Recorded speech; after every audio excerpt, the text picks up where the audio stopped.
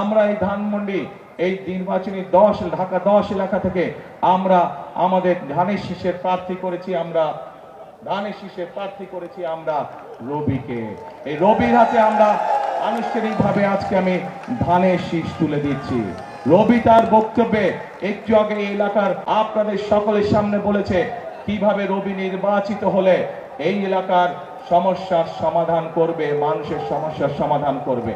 ইনশাআল্লাহ রবির সাথে আজকে আমিও আপনাদেরকে বলে যাচ্ছি যে ইনশাআল্লাহ এই ঢাকা 10 থেকে ধানের শীষ নির্বাচিত হলে এবং বিএনপি সরকার গঠন করলে রবি যে সকল ওয়াদা এলাকার মানুষের সামনে করেছে সেগুলি বাস্তবায়নের জন্য আমিও রবির সাথে কাজ করব। কারণ